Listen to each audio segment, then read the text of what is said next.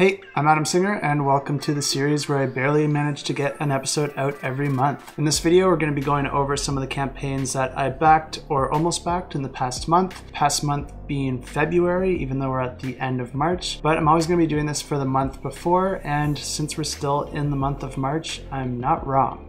There's definitely more than a few interesting games in the month of February, but of all those games, there's only 4 that I was interested enough to actually consider backing.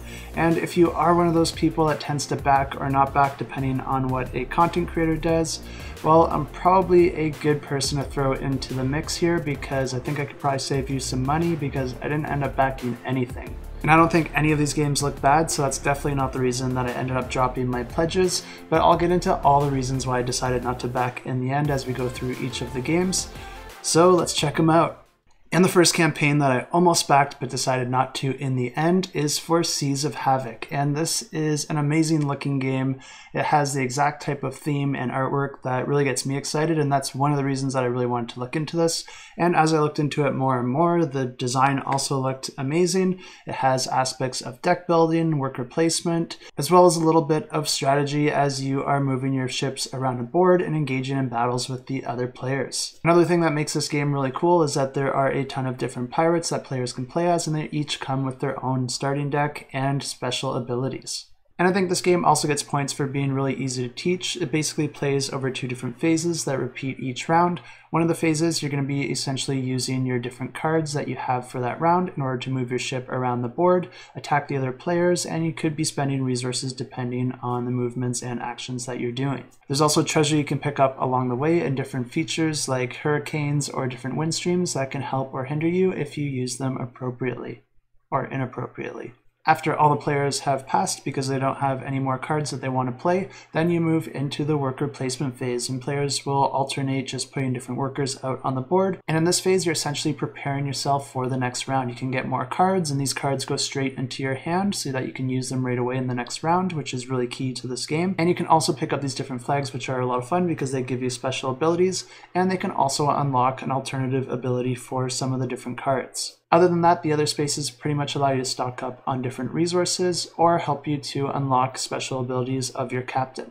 And this was a game that caught my attention, but it also didn't quite sell me enough that I was willing to just jump in blindly. I really wanted to play this one before I was willing to back it, and that is something I did. And after I played it, I found out that this really is an excellent game. It's just not the type of game that I was hoping it to be, and it wasn't the type of game that I really wanted to add to my collection. If you're looking for a deck building game, this does have some aspects of it, but you're not really cycling through your deck that much in a single game. I think you might cycle through it once, maybe twice in an entire game. And that's not necessarily a good or bad thing, it just kind of depends on what you're interested in. I really like the way that it's set up because it makes buying the cards really important, because it allows you to prep for the next round, since whatever cards you are buying, they will go directly into your hand and add to the cards that you have available for yourself in the following round. The worker placement in this game is really quick and there's not too much depth there, but I think it does work for the type of game that this is. This isn't a game that's going to have you thinking hard about your strategy. I think it's meant to be more of a game that you can be a little bit more laid back with. And personally for myself, I was looking for a little bit more strategy, and that's the reason that I ended up dropping my pledge in the end. And I am pretty picky with my games, and anytime I'm considering buying a game, I always think about how does it fit into my shelf, and is it a game that I would rather play than other games on my shelf. And even though I said the rules for this one are pretty simple, I still think there's other games out there that are even simpler that still give you that same feeling that I got from this game. And one game that I think I would just rather play than this one is Pirate's Cove. This is an excellent game. In spite of its 6.6 on Board Game Geek, I think this has the element of strategy that I like in the game, where I can be a little bit more understanding of what the other players are doing. So when I make a movement, I have a pretty good idea if I'm going to be putting myself in harm's way or not. I'm not going to get into too much detail on this game because I also haven't played it in a long time, so I'll probably get things wrong, but I'm sure there's a ton of rules explanations online if you want to check it out for yourself. And I bet you can get it for, well, let's check. I mean, I guess it's pretty expensive too for a used game, but it's also a game I would rather play, and it is still a lower price. And I'm sure if you looked around a bit, maybe on your Facebook Marketplace in your area or something like that, you could probably find a cheaper version of it locally. $65 for this isn't a terrible price for a Kickstarter game, and even the $89 isn't terrible because you are getting metal coins with that, and you're paying about $25 more for the metal coins, plus a few extra captains that you can play as, and a few upgraded components as well. But if I were to back this, I wouldn't have backed it for the Captain Pledge, even though you do get those coins, which is not a bad price for 25 bucks. It's just not really a type of game that I really feel the need to deluxify. The game itself already looks amazing with the artwork and components that it has, but also because this game is a lighter, more casual game, and I do have a few issues with it, I don't really feel like I have the need to invest even more into that. But I guess I'll get into a little bit of why I think this one didn't quite have the level of strategy I was looking for, and a couple design issues I had with the game. They're not necessarily bad things for the game that it is, but for the types of games that I like, they were issues for me. And for me, really liking the design is always a checkmark I need to make before backing a game, and I just couldn't check that for this game. And the reason for that was pretty much all to do with the sea phase. I was fine with every other aspect of the game. I actually thought there was a lot of really good design decisions in the game, but the sea phase is pretty much the core of the game. It's where all the action happens, and it's where you're actually using your cards, sailing around, and attacking the other players. And my big issue with this part of the game is that I just didn't feel like there was enough control there to feel like my decisions really mattered. Sure, you can buy cards in the previous round to kind of prepare yourself for what you think you'll need, but you kind of just end up buying cards that either you have resources to support or for certain actions that you are low on. And when you actually start playing those cards in the sea phase, I never really felt like I was actually acting out a plan. And then I felt like my choice was just kind of made for me because there's usually only one or two decent options, and usually one was pretty obviously better than the other, and you were just pretty much forced to take that one.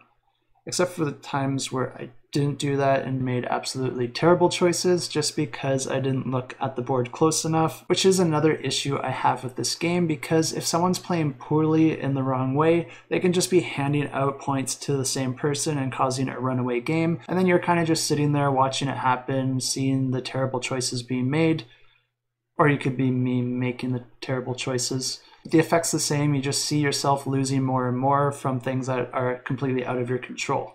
But then just stepping back to my first point here of where I just didn't feel like I had enough control, another part that played into that is just the chaos caused by the other players and the randomness of where the treasure is put out on the map and things like that. And the situation you're in can be completely different by the time the turn comes back to you. And you don't really know the cards that the other players have in their hands, so you don't really know when you're putting yourself in danger or not. So after every turn, I just kind of felt like I didn't have enough information, and I was just hoping no one else would be able to hit me. And you might compare this to like a game of chess and say, well, you don't know what your opponent's going to do in that game. How is it any different? And I think the difference is big, because in chess, you actually know what each of their pawns can do, and you can see where those pawns are out on the board. In this game, you can see their ship out on the board, but you have no idea the cards that they have in their hand, and there are a ton of different cards that they can have. And because of that, no space is safe, and you're kind of just guessing where your opponent's able to go. And I feel like I'm being pretty hard on the game right now because I don't think it's meant to be a super strategic game. I think it's just meant to be more fun and a little bit chaotic, and to shoot cannons at your friends and have a good laugh. But these are the things that I have to consider when I'm thinking about throwing $65 or $90 at a game plus shipping. And for me, because of those issues I had with it, it just didn't make the cut.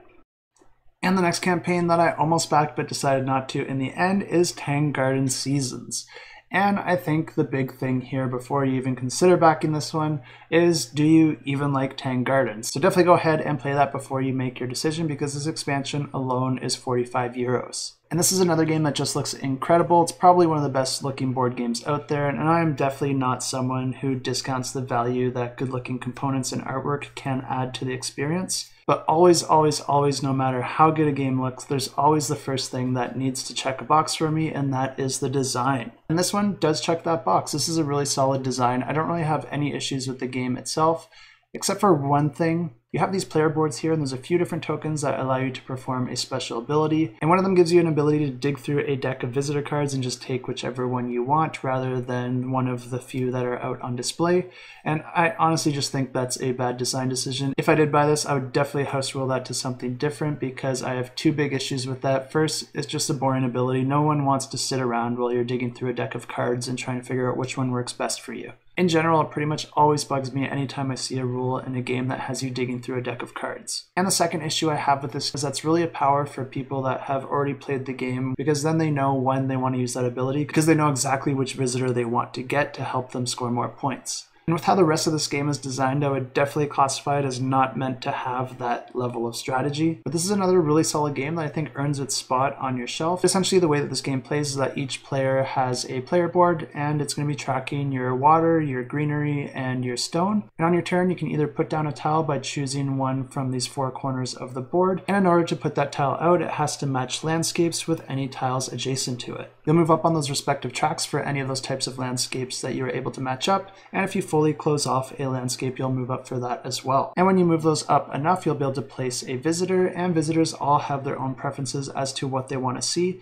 So whatever direction you have them facing really matters, because that is going to determine the points that they get you. But you can also score points in a few other ways. Instead of placing a tile, you can also choose to draw from the decorations deck. And you'll be able to draw a number of those and choose one, and that allows you to put decorations out on the board for the different visitors to see, and also opens up the door for some different types of set collection. And the reason I didn't back this one is very similar to why I didn't back the other one, but a little bit different. I think this game has enough strategy and enough randomness to make up for a really fun experience. Once again, I just wanted a little bit more strategy or a little bit less randomness for it to be a game to add to my collection. This is another game where I felt like there was just one or two good choices to make on my turn, so my decision kind of felt already made for me a lot of the time, and sometimes there wasn't really any good decisions. Of course, in that case, you can always go for those decoration cards, which are a lot of fun and a lot of fun to put out on the board, but it is a little bit of a shot in the dark once again. And if you're going for a set collection, it does feel a little bit random, and set collection is one of my least favorite mechanisms just because of the nature of it. I never like that feeling of just hoping the other opponents don't go for the same cards I do, or just hoping that I'm going to draw another card for the set that I need, when in actuality I don't really have any control over it. It could kind of just go one way or another. And if you do feel the same way that I do about that, not all hope is lost, because Thundergriff Games actually has an official variant published that does solve this issue, where instead of drawing cards randomly, you can actually pay a coin to buy a card from a showcase. It does add one more rule to the game, but I do think this would improve the experience for me. There can be as many as 4 tiles to choose from, but there also can be as little as 2, and this is largely dependent on what the players do on their turns before you. And once you get down to 2 tiles, or even 3, it starts to feel kind of like a 50-50 chance of whether or not there's going to be a tile that's really meaningful for you. And I do think this is more of a game where people are, for the most part, looking out for themselves, and they're not trying to take tiles just to prevent you from getting them. So when you do get stuck with those few tiles, it kind of feels like you're being unfairly punished for that, just because the other players decided to take tiles rather than taking decorations. But then also, because there's only a few tiles, it can also just feel like your decision is made for you. It's really hard for me to talk about the issues I have with the game without feeling like I'm bullying the rules here. So I'm going to say a few positive things, because I don't think these are design flaws by any means. I think it just changes the type of scenario that I would take out this game. I think this is a super friendly game that you could take out with new gamers for a few reasons. One, I think because of that bit of randomness, it does give everyone a little bit of an edge and the ability to win, even if they're going up against someone that's played this game quite a bit. And also because this game looks so incredible, people are more drawn to it and will be more willing to play. I do a little bit of hobby design, and when I'm in the early prototype phase, I get way less interest from people wanting to play than when I have some really nice artwork worked out. And the theme on this one is just spot on with the experience it delivers. It's not going to stress you out or anything. I think it will give you more of a relaxed play experience, but it does give you enough strategy to work with. And this is the type of game that I would add to my collection. Really, the thing that dropped it off for me is that I feel like I already have games that do fit into that category, and this one is a pretty big box game, and all the beauty that this game does offer does come at a cost with the setup time and all the extra components and the size and space that it takes up. For myself, I would rather just play Isle of Skye. It's a game that you can just set up and play in minutes, and it has a little bit more strategy as well as a really fun auction phase that's similar to the Mad King Ludwig, if you're familiar with the way the auctioning works in that, where players are setting their own price, where they don't want to just give the tiles away, but they want to have a price that's not too high so that people will buy the tiles, because money's really useful in the game. That being said, the artwork in this one is pretty terrible, and I've just been hoping and praying that they release a newer version, because this is a game that I would in a second add to my collection. I just haven't yet, because I have a feeling eventually this will get a reprint with some better artwork. Or if you want to go for something that does offer a version with some nicer artwork and is a little bit simpler but still offers a lot of depth, there's always the tried and true Carcassonne. I mean, the artwork's a little bit better, And the third game that I almost backed but decided not to in the end was for 50 First State Ultimate Edition. And this does look like an incredible game and one that I would love to add to my collection. Essentially, you have a set of starting actions, but then you can add cards to a tableau, and with each card you can add new actions that you can choose from. Cards are actually triple use in this game. You can use them for a few different things. You can add it to your tableau, like I said, to get those extra actions, or instead you can flip it upside down to upgrade one of your base actions. Or the third thing you can do, I think, is to discard the card to get the spoils that are in the top right corner. You're essentially creating a little tableau here to produce more goods, to buy more cards so that you can get better actions. It's been a while since I read the rules for this one, so you can check out my shelf clip, which I'll leave a link to right up here if you want to get a really quick high level of how this game plays. But why did I not back this game? And there are reasons for that. First off, the price for this one is 80 euros, which I think is just insane for this game. You are getting all the expansions in the Ultimate Edition, but it's essentially the exact same as the Master Set, which I can get right now for under 50 bucks Canadian, which is less than half the price of what they're asking on the Kickstarter. So I'm paying more than the price of the game to get that expansion and whatever stretch goals they added, as well as the crazy shipping price that I'm sure is also going to be tagged onto it. Yeah, so that shipping is just about $10 cheaper than what I would be paying just to go ahead and buy the Master Set right now.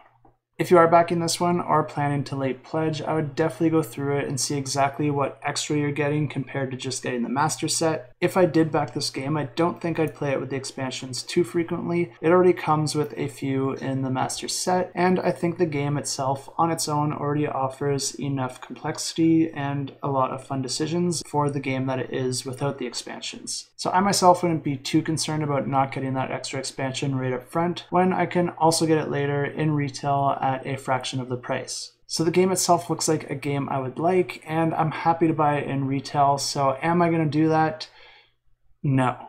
And the reason for that, unfortunately, just comes down to the theme. If this had any other theme, I would probably buy it right now and add it to my collection. But as it stands, I do have a game that plays in a similar way, which is Fantastic Factories. And that does have a few different ways that the actions come into play, and it's not as flexible with the amount of options you get from your cards. It's basically a simpler version of this game, and I do think I would like this game more in terms of its design. But because I love the Fantastic Factories theme, and I don't love this one, overall it tips the scales over to that game in terms of which one I like more. Also, I already have that one in my collection. I don't have to do anything or spend any money to get it, so there's that.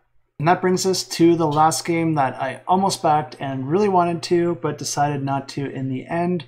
And that campaign was for Unsettled. And this is a game that just looks incredible. It looks like a game that I would really love. I love survival games, and I also really love the effort that was put into this one and the attention to detail from all the playthroughs I've watched and what from other reviewers have had to say. It really seems like all these different planets have a very different experience and offer a little bit of humor and sense of adventure for the players to explore. And before I get too ahead of myself, this is a survival game where players have crash landed on a planet, and the technology that you can develop using the tools that you have in order to survive and eventually get off the planet. This is a cooperative game, and the thing that's really interesting about it is that it's entirely your team against the environment. You're not going to be fighting or engaging in battle or things like that.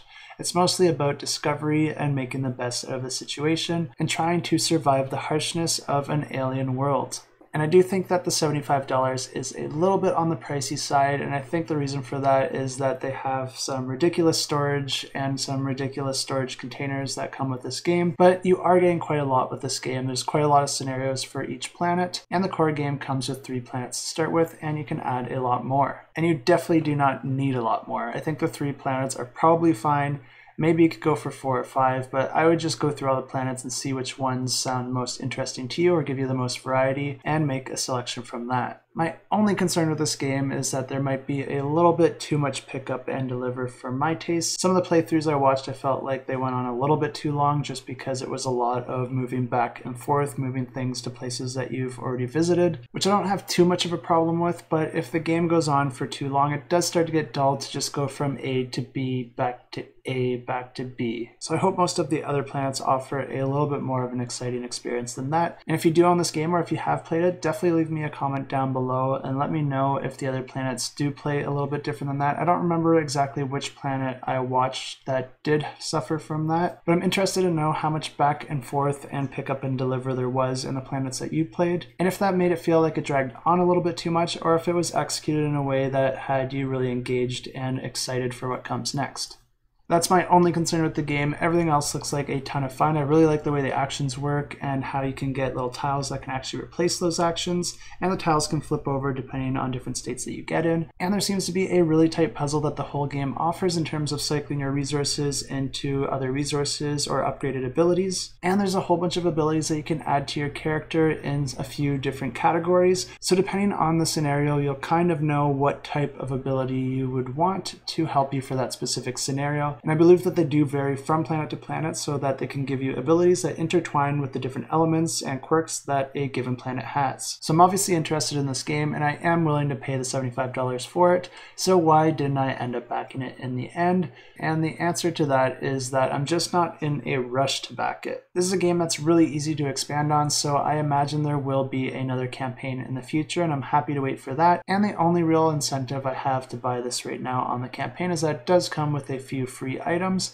but everything will be available after the campaign ends through their website and possibly through some different retail distributors, but I'm not 100% sure on that. But the fact of the matter is I have a ton of games on my shelf that I can play, and there's even a few on there that I haven't played yet, so I'm happy to wait for this one. And while I'm waiting, I'm sure I'll get the chance to play this at some point or another, and then I can have a lot more confidence in backing it than I do right now, because even though it looks like a game that I would like, there's still no guarantee of that, and this is still a good chunk of change that I would rather not spend if it turns out that it's not a game for me.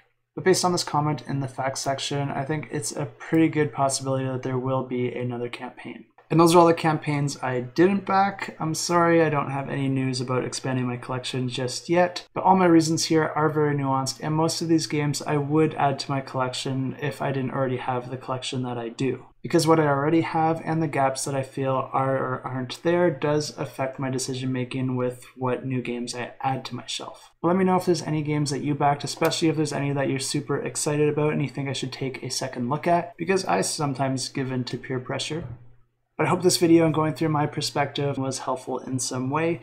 There is some method to my madness most of the time. And if there's something in particular that you do or don't like about these videos, definitely let me know. We're still very early in this type of series and I'm always looking for ways to improve. But one of those ways is also trying to get more sleep. So thank you so much for watching, and until next time, keep that shelf cluttered and the table full.